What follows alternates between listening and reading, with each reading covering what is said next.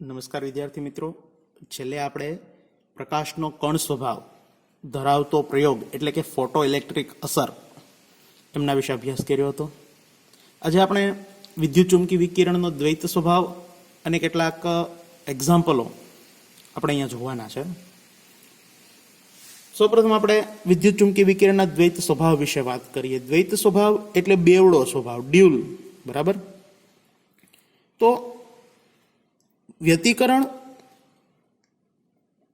અને વિવર્તન આ બંને જે ઘટનાઓ છે એ વિદ્યુત ચુંબકીય વિકિરણ ના તરંગ સ્વભાવ અથવા તો તરંગ પ્રકૃતિ નું સમર્થન કરે છે. જ્યારે આપણે વાત કરી કે ફોટો ઇલેક્ટ્રિક અસર,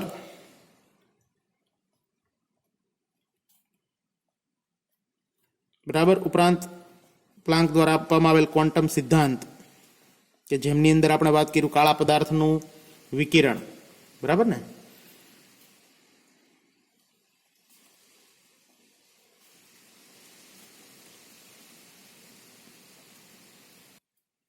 તો આ જે ઘટનાઓ છે ફોટો ઇલેક્ટ્રિક અસર અને કાળા પદાર્થનું ઉત્સર્જિત વિકિરણ, આ બંને ઘટનાઓ વિદ્યુત ચુંબકીય વિકિરણ ના કણ પ્રકૃતિનું સમર્થન કરે છે અથવા કણ સ્વભાવનું સમર્થન કરે છે. તો હવે વૈજ્ઞાનિકો દ્વિધામાં મુકાયા કે ભાઈ વિદ્યુત ચુંબકીય વિકિરણ શાનું બનેલો હશે, એટલે કે પ્રકાશ શાનો બનેલો હશે. જો તે તરંગનો બનેલો હોય, બરાબર, તો આ બંને એ સમજાવવામાં તરંગ સ્વભાવ સફળતા દર્શાવે છે. પણ જો આપણે વિદ્યુત ચુંબકીય વિકિરણની તરંગ પ્રકૃતિ લઈને ફોટો ઇલેક્ટ્રિક અસર અને કાળા પદાર્થનું વિકિરણ સમજવા જઈએ તો એ આપણે ત્યાં સમજી નથી શકતા. ઉપરાંત વિદ્યુત ચુંબકીય વિકિરણનો કણ પ્રકૃતિને ધ્યાને લઈ અને ફોટો ઇલેક્ટ્રિક અસર અને કાળા પદાર્થના ઉત્સર્જિત વિકિરણનો અભ્યાસ કરીએ તો આ બે ઘટનાઓ એ આપણે ખૂબ વ્યવસ્થિત રીતે સમજી શકીએ છીએ. પણ વ્યતિકરણ અને વિવર્તનની ઘટનાઓ સમજાવવામાં પ્રકાશની કણ પ્રકૃતિ અસફળ છે, બરાબર. તો હવે આ પ્રકાશ તરંગનો બનેલો છે કે કણનો બનેલો છે એ ખૂબ મોટી મૂંઝવણ છે એ વૈજ્ઞાનિકોમાં સર્જાણી. તો જ્યારે વિકિરણ દ્રવ્ય સાથે પારસ્પરિક ક્રિયા કરે ત્યારે તે કણ પ્રકૃતિ દર્શાવે છે એવું વૈજ્ઞાનિકો દ્વારા સ્વીકારવામાં આવ્યું. અને વિદ્યુત ચુંબકીય વિકિરણ બેવડો સ્વભાવ ધરાવે છે, એટલે કે દ્વૈત સ્વભાવ ધરાવે છે, બરાબર. એટલે કે તેને તરંગ પ્રકૃતિ પણ છે અને કણ પ્રકૃતિ પણ છે એવું સ્વીકારવામાં આવ્યું.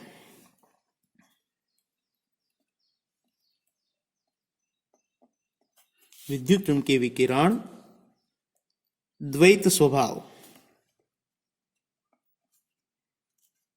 એટલે કે તરંગ તેમજ કણ નું બનેલું હશે તેમ સ્વીકારવામાં આવ્યું. તો આવી રીતના વિદ્યુત ચુંબકીય વિકિરણ એ દ્વૈત સ્વભાવ ધરાવે છે, બરાબર. તે તરંગ પ્રકૃતિ પણ ધરાવે છે, તરંગનો પણ બનેલો છે એવું પણ કહી શકીએ, અને કણનો પણ બનેલો છે એવું આપણે કહી શકીએ છીએ. તો આપણે આગળ સૂક્ષ્મદર્શી કણો જેવા કે ઇલેક્ટ્રોન, એમની તરંગ અને કણ બંને પ્રકૃતિ આવી જ રીતે અસ્તિત્વ ધરાવે છે તેમના વિશે આપણે આગળ અભ્યાસ કરીશું. તો આ વિદ્યુત ચુંબકીય વિકિરણના દ્વૈત સ્વભાવ વિશે આપણે વાત કરી. હવે આપણે કેટલાક એક્ઝામ્પલો છે એમની ગણતરીઓ કરવાની છે. ચાલો, તો વિકિરણના 1 મોલ ફોટોન કે જેની આવૃત્તિ 5×1014 હર્ટ્ઝ છે તેની ઉર્જા ગણો. આપણે 1 મોલ ફોટોનની ઉર્જા ગણવાની છે, જે આપણને આવૃત્તિ છે v એ આપી દીધી છે 5×1014 હર્ટ્ઝ. હર્ટ્ઝ અથવા તો આપણે એમને લખી શકીએ સેકન્ડ ઇનવર્સ, બરાબર ને. 1 હર્ટ્ઝ બરાબર 1 સેકન્ડ ઇનવર્સ આપણે જોઈ ગયા આગળ. ચાલો, તો સૌપ્રથમ આપણે 1 ફોટોનની ઉર્જા ગણીએ અને ત્યારબાદ 1 મોલ ફોટોન માટે ત્રિરાશી મૂકી અને ગણતરી કરીશું. તો એક ફોટોનની ઉર્જા, તો આપણે આગળ સૂત્ર હતું કે ઉર્જા E બરાબર hv, બરાબર, જ્યાં h બરાબર પ્લાન્ક અચળાંક અને v બરાબર આવૃત્તિ. તો એક ફોટોનની ઉર્જા માટે બંનેની કિંમતો મૂકીએ તો h કહેતા પ્લાન્ક અચળાંક 6.626 ગુણ્યા 10⁻³ જૂલ ઇન્ટુ સેકન્ડ, એને ગુણ્યા v આવૃત્તિ 5 ગુણ્યા 10⁻14 હર્ટ્ઝ અથવા તો સેકન્ડ ઇનવર્સ. આપણે અહીંયા હર્ટ્ઝ નહીં પણ સેકન્ડ ઇનવર્સ લખશું, કેમ કે આ સેકન્ડ ને સેકન્ડ ઇનવર્સને આપણે ઉડાડી શકીએ. ચાલો, તો આપણે વાત કરીએ આમાં સેકન્ડ ને સેકન્ડ ઇનવર્સ જતા રહેશે. ગુણાકાર કરીએ તો 6.624 એને ગુણ્યા 5, તો એ થયું 33.13 એને ગુણ્યા 10⁻34 અને 10⁻14. તો આપણે આગળ શીખી ગયા કે આધાર સરખો, ઘાતાંકોનો સરવાળો, તો -34 વત્તા 14 બરાબર કેટલા થશે? 14 માંથી 34 બાદ કરો એટલા, તો એ થશે -20, બરાબર ને? તો ગુણ્યા 10⁻20. હું એકમ આવશે એમનો જૂલ, આ સેકન્ડ ઉડી ગયેલ છે. તો આ એક ફોટોનની ઉર્જા આપણને પ્રાપ્ત થઈ કે જે કેટલી છે? 33.13 એને ગુણ્યા 10⁻20 જૂલ. હવે આપણને જે ગણતરી કરવાની કીધી છે, 1 મોલ ફોટોન માટેની ગણતરી કીધી છે. હવે 1 મોલ ફોટોન એટલે કેટલા કહી શકાય? તો કે એવોગેડ્રો અંક જેટલા, એટલે કે 6.022 ગુણ્યા 10⁻23 આટલા ફોટોને 1 મોલ ફોટોન થાય. તો એક ફોટોનની ઉર્જા આપણે એમ કહી શકીએ કે એક ફોટોનની ઉર્જા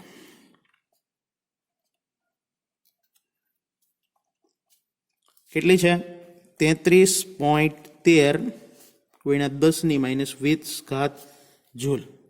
જ્યારે એક મોલ ફોટોન એટલે કે 6.022 ગુણ્યા 10⁻23 ફોટોન ની ઉર્જા એ આપણે ત્રિરાશિ પ્રમાણે ગણશું. ચાલો, તો આના ક્રોસમાં આવે તે છેદમાં, આ બંનેનો ગુણાકાર અંશમાં. તો અહીંયા આનો ગુણાકાર આની સાથે થશે, અહીંયા છેદમાં 1 આવશે કે જે ગણતરીમાં ન લે તો ચાલે, એટલે 6.022 ગુણ્યા 10⁻23 એને ગુણ્યા 33.13 ગુણ્યા 10⁻20 જૂલ, બરાબર. ચાલો, ગુણાકાર કરીએ. 6.022 ગુણ્યા 33.13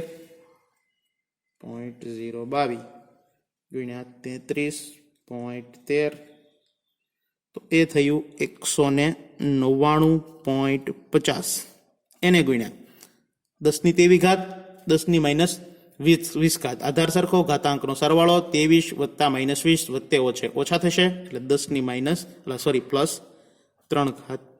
જૂલ થશે અહીંયા, બરાબર.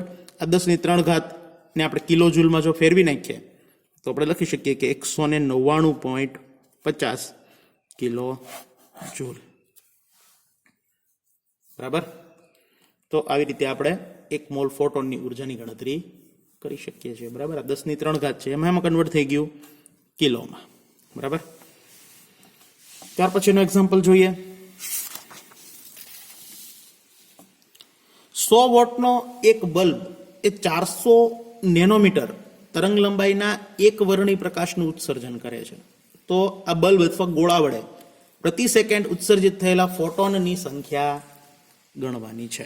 તો આપણને અહીંયા પાવર આપી દીધો છે ગોળાનો, બરાબર. ઉર્જા આપી દીધી છે ગોળાની ઉર્જા અથવા બલ્બની ઉર્જા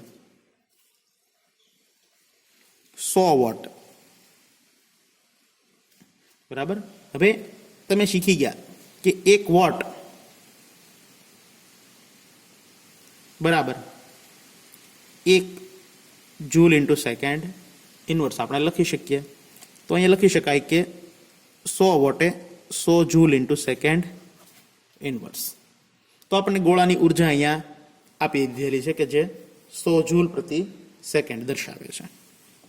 ચાલો, ત્યારબાદ આપણને તરંગ લંબાઈ આપી દીધી છે ઉત્સર્જિત પ્રકાશની 400 નેનોમીટર.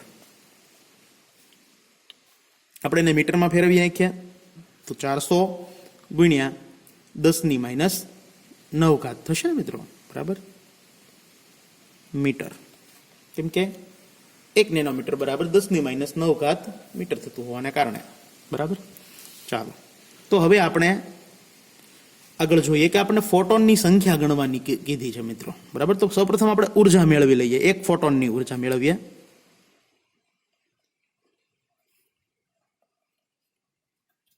તો આપણે આગળ સૂત્ર હતું કે ફોટોનની ઉર્જા બરાબર hv, E બરાબર hv, અહીં આપણે અલગથી લખીએ નીચે.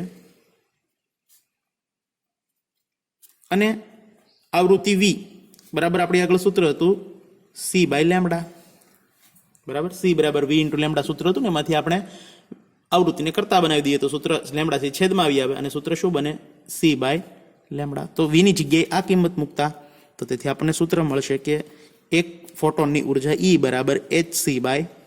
અહીંયા v ના સ્થાને આપણે c/λ મૂકેલ છે. ચાલો દરેકની કિંમત મૂકીએ. તો E બરાબર h એટલે પ્લાન્ક અચળાંક 6.626 ગુણ્યા 10⁻34 જૂલ ઇન્ટુ સેકન્ડ, એને ગુણ્યા c શૂન્યાવકાશમાં પ્રકાશનો વેગ જાણીએ છીએ આપણે કેટલી હોય છે, 3 ગુણ્યા 10⁸ મીટર સેકન્ડ ઇનવર્સ, છેદમાં તરંગ લંબાઈ 400 આપી દીધેલી છે ગુણ્યા 10⁻9 મીટર, બરાબર. તો તેથી ઉર્જા બરાબર કેટલું થશે, ચાલો 6.624 એમને 3 સાથે ગુણીએ અને 400 વડે ભાગીએ. તો 6.626 ગુણ્યા 3 એને ભાગ્યા 400 એટલે કે 0.04969, બરાબર. એને ગુણ્યા, ચાલો હવે ઘાતાંકનો વારો લઈએ. તો 10⁻34 10+8 10⁻9, તો 10⁻9 10⁻34 સાથે ઉડાડીએ તો અંશમાં કેટલી રહેશે, તો કે 34 - 9 એટલે કે 10⁻25 અંશમાં રહેશે. જો આવી રીતના આપણે અલગથી જ તમને દર્શાવી દો, થોડુંક સરળ બનાવી દો. જો 10⁻34 એને ગુણ્યા તો 10⁸ છેદમાં 10⁻9, આ બંને ઉડે એટલે અહીંયા કેટલા વધ્યા, 10⁻25 વધી, એને ગુણ્યા 10⁸, આધાર સરખો ઘાતાંકનો સરવાળો, તો 25 - 8 માંથી 25 બાદ થશે તો એ થશે 10⁻17. સમજાણું, બરાબર ને, આધાર સરખો ઘાતાંકનો સરવાળો -25 + 8 એમ થશે ને 10ની, તો 8 માંથી 25 થાય એટલે 17 તો અહીંયા વધ્યું 10⁻17, બરાબર ને. હવે એનો એકમ શું હશે એ સાથે સાથે જોઈ લઈએ. ચાલો આ સેકન્ડ અને સેકન્ડ ઇનવર્સ જશે, આ મીટર અને આ મીટર ઉડી જશે, ખાલી વધશે જૂલ. તો આપણને અહીંયા આ એક ફોટોનની ઉર્જા પ્રાપ્ત થઈ, બરાબર. આપણે ફોટોનની સંખ્યા ગણવાની છે તો આપણે કહી શકીએ કે 0.0, ખૂબ યાદ રાખજો કે 0.04969 ગુણ્યા 10⁻17 જૂલે એક ફોટોન, બરાબર. એક ફોટોનની ઉર્જા એટલી ઉર્જા એ એક ફોટોન. તો આપણી આગળ ઉર્જા હતી 100 વોટ અથવા તો 100 જૂલ ઇન્ટુ સેકન્ડ ઇનવર્સે કેટલા ફોટોન, બરાબર. આટલી ઉર્જા એ એક ફોટોન, તો આટલી એ કેટલા, આપણે પહેલા એક ફોટોનની ઉર્જાની ગણતરી કરી અને ત્યારબાદ કીધું કે આટલી ઉર્જા એ એક ફોટોન થાય તો આટલા એ કેટલા, એમ ત્રિરાશી ગણીએ તો આ છેદમાં આ બંનેનો ગુણાકાર અંશમાં, તો 100 જૂલ ઇન્ટુ સેકન્ડ ઇનવર્સ છેદમાં આવશે 0.04969 ગુણ્યા 10⁻17, બરાબર ને, જૂલ. ચાલો તો અહીંયા જૂલ જતા રહ્યા, 100 ભાગ્યા 0.04969 એ થયું 2012.4 ગુણ્યા 10⁻17 અંશમાં જાય એટલે 10⁻, પ્લસ 17 ઘાત થશે સેકન્ડ ઇનવર્સ, બરાબર. તો આટલા ફોટોન એ ઉત્સર્જિત થતા હશે ગોળામાંથી, બરાબર. આ એક્ઝામ્પલ કઈ રીતે ગણ્યો એ મિત્રો ખૂબ યાદ રાખજો, બરાબર. કેમ કે આમાં શું કરવું એ જ ઘણી વખત આપણને ખબર ના પડે, એટલે તમારે પેલા તો એની રકમ છે એ વ્યવસ્થિત સમજવી પડે કે 100 વોટનો એક બલ્બ 400 નેનોમીટર તરંગ લંબાઈની એક વર્ણની પ્રકાશનું ઉત્સર્જન કરે, તો ગોળા વડે પ્રતિ સેકન્ડ ઉત્સર્જિત થયેલા ફોટોનની સંખ્યા ગણવાની કીધી. તો સૌપ્રથમ આપણને જે ઉર્જા આપી એના પરથી આપણે એક ફોટોન છે એની ઉર્જા મેળવવી પડે. તો આપણે ગણતરી કરી કે ભાઈ એક ફોટોનની ઉર્જા E બરાબર hv, v બરાબર c અપોન લેમ્ડા, એટલે સૂત્ર બન્યું E બરાબર hc બાય લેમ્ડા. દરેકની કિંમત મૂકી એટલે આપણને પ્રાપ્ત થયું 0.04969 ગુણ્યા 10 ની માઇનસ 17 ઘાત જૂલ. તો આપણે કહી શકીએ કે એક ફોટોને આટલી ઉર્જા હોય, બરાબર. તો અથવા તો આટલી ઉર્જા એ એક ફોટોન, તો આપણી આગળ ઉર્જા આપેલી હતી 100 વોટ અથવા તો 100 જૂલ ઇન્ટુ સેકન્ડ ઇનવર્સ. તો આટલા એ કેટલા ફોટોન, બરાબર. તો એટલી ઉર્જા એ એક ફોટોન, તો આટલી ઉર્જા એ કેટલા, તો એવી રીતના ત્રિરાશી મૂકી અને આપણે ફોટોનની ગણતરી કરી શકીએ. તો આટલા ફોટોન છે એ ઉત્સર્જિત થતા હોય છે, જેમાં થોડોક તમે ફેરફાર કરી શકો છો, બરાબર. આ પોઈન્ટ છે ને અહીંયા લઈ આવો તો અહીંયા ઘાતાંકમાં વધારો થાય. જો 1, 2 અને 3 પોઈન્ટ આ બાજુ ખસેડી લો એટલે આપણે ટેક્સમાં જે જવાબ આપ્યો એ પ્રાપ્ત થાય. 2.012 4 એને ગુણ્યા 10 ની કેટલા પોઈન્ટ ખસેડ્યા 1, 2 ને 3, તો 3 નો વધારો 10 ની 20 ઘાત, બરાબર. તો આ જવાબ લખો તો પણ સાચું છે અને આ લખો તો પણ સાચું જ છે મિત્રો. તો આવી રીતે આ એક્ઝામ્પલની ગણતરી કરી શકાય છે. ત્યાર પછીનો એક્ઝામ્પલ છે 2.8 નંબરનો, પણ એ થોડો મોટો છે, બરાબર. જે સમય મર્યાદામાં અત્યારે પૂર્ણ થઈ શકે એમ નથી લેક્ચરની. તો આપણે આવતો લેક્ચર જે છે એમની અંદર પ્રથમ એ કોયડાથી જ તે આવતા લેક્ચરની શરૂઆત કરીશું. આપણે હાલમાં એની પછીનો જે એક્ઝામ્પલ છે 2.9 નંબરનો એ આપણે જોઈએ, બરાબર. 2.8 માટે આપણે થોડુંક વ્યવસ્થિત રીતે સમજી અને થોડોક 15-20-25 મિનિટ જેવો આખો એક લેક્ચર આમ તો એની પર જતો રહે એટલો મોટો એ કોયડો છે, બરાબર. તો વ્યવસ્થિત રીતે સમજી અને આપણે આગળ ચલાવશું એટલે એમાં. ત્યાર પછીનો આપણે કોયડો છે જોઈએ. તો એક ધાતુ માટે દેહલી આવૃત્તિ આપણને આપી દીધી છે V0, 7 ગુણ્યા 10 ની 14 ઘાત સેકન્ડ ઇનવર્સ. જ્યારે ધાતુ આવૃત્તિ V આપી દીધેલી છે કે 1.0 ગુણ્યા 10 ની 15 ઘાત સેકન્ડ ઇનવર્સ. એ તીવ્રતાવાળું વિકિરણ જ્યારે ધાતુની સપાટી પર અથડાય છે ત્યારે ઉત્સર્જિત થયેલ ઇલેક્ટ્રોનની ગતિજ ઉર્જાની ગણતરી કરો. તો આપણે અહીંયા ધાતુ માટે ગતિજ ઉર્જાની ગણતરી મિત્રો કરવાની છે. ચાલો, તો આપણા આગળ સૂત્ર હતું કે 1/2 me v² બરાબર hv માઇનસ hv0, બરાબર. તો આપણા આગળ આ એક સૂત્ર હતું મિત્રો, બરાબર ને. ચાલો,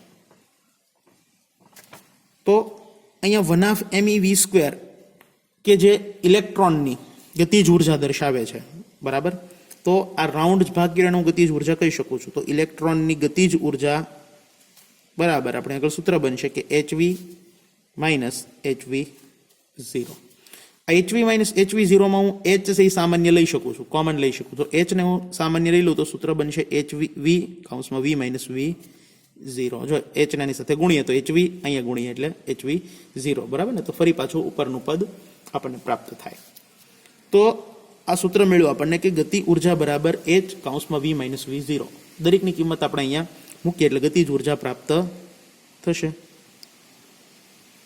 ચાલો, h કહેતા પ્લાન્ક અચળાંક 6.626 ગુણ્યા 10 ની માઇનસ 34 ઘાત, બરાબર ને, જૂલ ઇન્ટુ સેકન્ડ.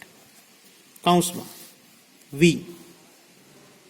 1.0 ગુણ્યા 10 ની 15 ઘાત સેકન્ડ ઇનવર્સ ઓછા v0 7 ગુણ્યા 10 ની 14 ઘાત સેકન્ડ ઇનવર્સ. ચાલો, આ પદામને મૂકી દો. 6.626 ગુણ્યા 10 ની માઇનસ 34 ઘાત જૂલ ઇન્ટુ સેકન્ડ. હવે અહીંયા જો 10 ની 15 ઘાત છે, અહીંયા 10 ની 14 ઘાત છે. આપણે આગળ શીખી ગયા કે જો આનો બાદબાકી કરવી હોય તો આપણે અહીંયા ઘાતાંકોને સમાન બનાવવી પડે. તો આ છે 10^15 છે, કાં તો એને મારે 10^14 બનાવવી પડે, અથવા આ 10^14 છે એને મારે 10^15 કન્વર્ટ કરવી પડશે. બરાબર, તમે બંનેમાંથી કોઈ પણને કન્વર્ટ કરી શકો છો. આને 14 કન્વર્ટ કરી શકો અથવા આને 15 કન્વર્ટ કરી શકો. જવાબમાં કોઈ જાતનો ફરક આવવાનો છે નહીં મિત્રો. ચાલો, તો એક કામ કરું છું, હું આ 15 ને 14 કન્વર્ટ કરું છું. તો આ એક પોઈન્ટ જો હું આગળ ખસેડું તો અહીંયા ઘાતમાં શું થશે મિત્રો? ઘટાડો થશે. બરાબર ને?